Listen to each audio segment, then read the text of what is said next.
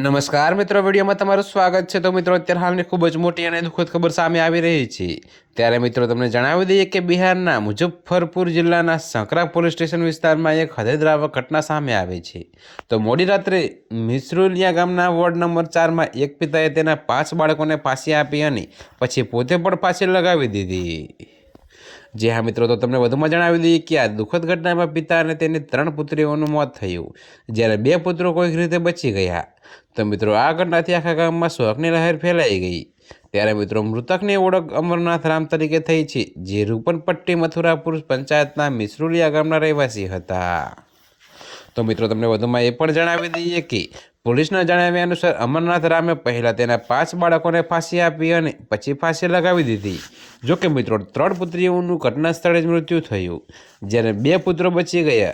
તો મિત્રો, એવું કહેવાય છે કે અમરનાથની પત્નીનું 1 વર્ષ પહેલાં મૃત્યુ થયું હતું। તો મિત્રો, તે તેના મૃત્યુ પછી માનસિક તકલીફથી પીડાઈ રહ્યો હતો। જોકે ઘટનાની માહિતી મળતા સકરા પોલીસ ઘટના સ્થળે પહોંચી અને તપાસ શરૂ કરી।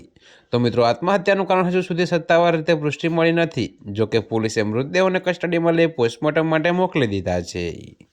તો મિત્રો, અત્યારે હાલ માટે આટલું જ। મળીશું નવી અપડેટ સાથે। અને જો તમને મારા વિડીયો પસંદ આવતા હોય તો વિડીયોને લાઇક, કોમેન્ટ, શેર અને અમારી ચેનલને સબસ્ક્રાઈબ કરવાનું ભૂલતા નહીં મિત્રો।